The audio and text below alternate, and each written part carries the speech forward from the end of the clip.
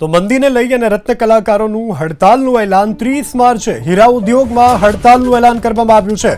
રત્ન કલાકાર Manish ડાંગરિયાનો video viral થયો છે। 30 માર્ચે હડતાલમાં જોડાવા મનીષ ડાંગરિયાની અપીલ કરતો વિડીયો અત્યારે વાયરલ થઈ રહ્યો છે। એક તરફ હાલ હીરા ઉદ્યોગમાં મંદી જોવા મળી રહી છે, જેને લઈ અને રત્ન કલાકારો અત્યારે આર્થિક સંકળામણ ભોગવી રહ્યા છે। અનેક રત્ન કલાકારો આર્થિક સંકળામણ અનુભવવાને કારણે આત્મહત્યા કરી રહ્યા છે। ત્યારે આ અંગે આ મહત્વના સમાચાર 30 માર્ચે હડતાલમાં જોડાવાની મનીષ ડાંગરિયાએ વિડીયો થકી અપીલ કરી છે। આ આંદોલનથી, આ હડતાલથી સરકારના પેટમાં, ડાયમંડ ઉદ્યોગપતિઓના પેટમાં તેલ રેડાશે। તમામ રત્ન કલાકારોને વિનંતી કરું કે આપણે કોરોનાની અંદર 3 મહિના ઘરે બેઠા છે।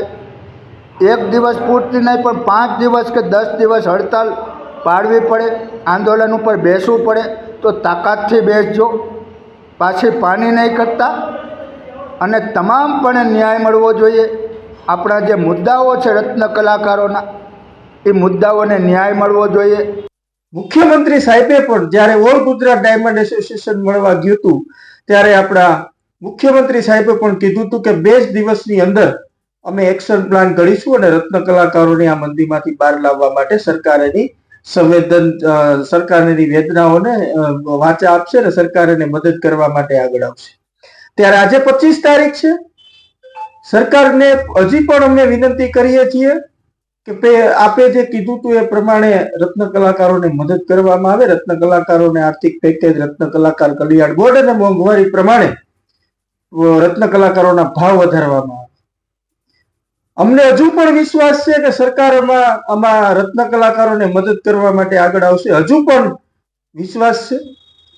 તો આવનારી 30 તારીખના રોજ અમે હડતાલનો કોલ આપેલો હતો, એ અકબંધ છે, ચાલુ જ છે। પણ હડતાલ ન પાડવી પડે, રત્ન કલાકારોને રોડ ઉપર ન આવવું પડે, એ બાબતે સરકારને ધ્યાન રાખવું જોઈએ। અમે પણ ચિંતિત છીએ રત્ન કલાકારોની પરિસ્થિતિ, સરકાર પણ ચિંતિત છે। ત્યારે પોઝિટિવ વાતાવરણની અંદર આ ચર્ચા થાય અને પોઝિટિવ રીતે રત્ન કલાકારોની મદદ કરવામાં આવે એવી સરકાર પાસે હું અપેક્ષા રાખું છું।